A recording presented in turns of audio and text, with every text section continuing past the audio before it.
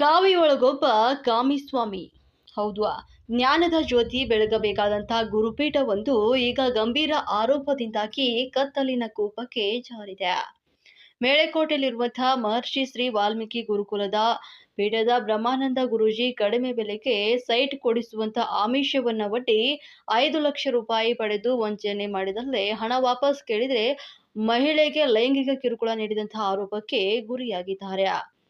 ನಂಬಿಕೆಯ ಹೆಸರಿನಲ್ಲಿ ವಂಚನೆಯ ಬಲಿಯಾಗಿದ್ದು, ಸ್ವಾಮಿಯ ಒಂದು ನಿವಾಸದ ಸಮೀಪದಲ್ಲೇ ಸಂತ್ರಸ್ತ ಮಹಿಳೆ ಮತ್ತು ಆಕೆಯ ಪತಿ ವಾಸವಾಗಿದ್ರು. ಈ ಪರಿಚಯವನ್ನೇ ಬಂಡವಾಳ ಮಾಡಿಕೊಂಡಿದ್ದಂತ ಸ್ವಾಮೀಜಿ 13 ಲಕ್ಷ ರೂಪಾಯಿ ಮೌಲ್ಯದ ನಿವೇಶನವನ್ನ ಕೇವಲ 12 ಲಕ್ಷಕ್ಕೆ ಕೊಡಿಸುವುದಾಗಿ ನಂಬಿಸಿದ್ದಾರೆ.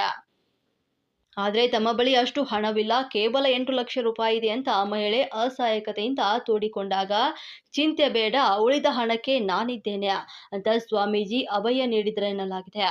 ಈ ಮಾತನ್ನ ನಂಬಿದ ಮಹಿಳೆಯಿಂದ 8 ಲಕ್ಷ ರೂಪಾಯಿ ಪಡೆದು ಅದರಲ್ಲಿ 5 ಲಕ್ಷ ರೂಪಾಯಿಗಳನ್ನ ಅಡ್ವಾನ್ಸ್ ರೂಪದಲ್ಲಿ ಬೇರೆಯೊಬ್ಬರಿಗೆ ಸ್ವಾಮೀಜಿ ಕೊಡಿಸಿದ್ದಾರೆ. ಆದರೆ ವರ್ಷ ಉರುಳಿದ್ರೂ ಕೂಡ ನಿವೇಶನವೂ ಸಿಗ್ಲಿಲ್ಲ. ಇತ್ತ ಕಡೆ ಕೊಟ್ಟ ಹಣವೂ ವಾಪಸ್ ಬರಲಿಲ್ಲ. ಹಣ ಕೇಳಿದ್ರೆ ಮಜಾ ಬೇಕು ಅಂತ ಕಾಮಂದಾಜೆ. ಕೊನೆಗೆ ತಾಳ್ಮೆ ಕಳೆದುಕೊಂಡಂತಹ ಮಹಿಳೆ ತನ್ನ ಹಣವನ್ನ ವಾಪಸ್ ಕೇಳಿದ್ದಾಳೆ. ಈ ಸಂದರ್ಭದಲ್ಲಿ ಸ್ವಾಮೀಜಿ ಒಳಗಿದ್ದ ಕಾವಿದಾರಿ ಕಳಚಿ ಬಿದ್ದು ಕಾಮಕನೊಬ್ಬ ಎದ್ದು ನಿಂತಿದ್ದ. ರೂಮ್ಗೆ ಬಾ, ಹಣ ಕೊಡಿಸ್ತೇನೆ, ನಿಮಗೆ ಹಣ ಬೇಕು, ನನಗೆ ಮಜಾ ಬೇಕು ಅಂತ ಲೈಂಗಿಕ ಸಂಪರ್ಕಕ್ಕೆ ನೇರವಾಗಿ ಆಹ್ವಾನ ನೀಡಿದ್ದಾರೆ.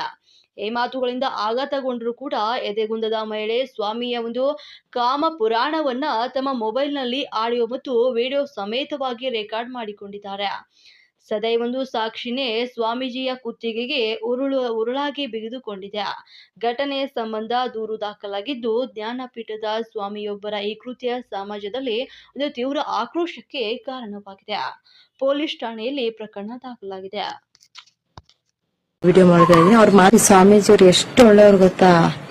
5,000 ಕಾಸು ಕೊಡ್ತೀನಿ, ರೂಮ್ ಬರ್ರಿ ಅಂತ ಕೇಳೋ ಸ್ವಾಮೀಜಿಯವರು. ಅದಕ್ಕೆ ಎಲ್ಲರಿಗೂ ಶೇರ್ ಮಾಡಿ, ನಾನು ಅದು ಮಾತಾಡಿರೋ ವಿಡಿಯೋ ಸಮೇತ ಐತೆ ಹಾಕ್ತೀನಿ. ಎಲ್ಲರಿಗೂ ಶೇರ್ ಮಾಡಿ ಕಮೆಂಟ್ ಮಾಡಿ ಪ್ಲೀಸ್ ಪ್ಲೀಸ್ ಪ್ಲೀಸ್. ನನ್ನಕ್ಕೋಸ್ಕರ ಒಂದು ಹೆಣ್ಣುಡುಗಿಗೋಸ್ಕರ ಯಾವುದೇ ಕಾರಣಕ್ಕೂ ಇನ್ನೊಬ್ಬ ಹುಡುಗಿ ಸವಾಸಕ್ಕೆ ಹೋಗ್ಬಾರ್ದು. ಅದಕ್ಕೋಸ್ಕರ ನಾನು ಈ ವಿಡಿಯೋ ಮಾಡ್ತಾ ಇದ್ದೀನಿ. ಅವ್ರು ಮಾತಾಡಿರೋದು ವಿಡಿಯೋ ಹಾಕ್ತೀನಿ, ಎಲ್ಲರಿಗೂ ಶೇರ್ ಮಾಡಿ ಪ್ಲೀಸ್. ಅವ್ರ ಬಿಹೇವಿಯರ್ ಏನು ಅಂತ ಎಲ್ಲ ನಾನು ಹೇಳ್ತೀನಿ. ವಿಡಿಯೋ ಸಮೇತ ಅವ್ರು ಮಾತಾಡಿರೋದೆಲ್ಲ ಹಾಕ್ತೀನಿ.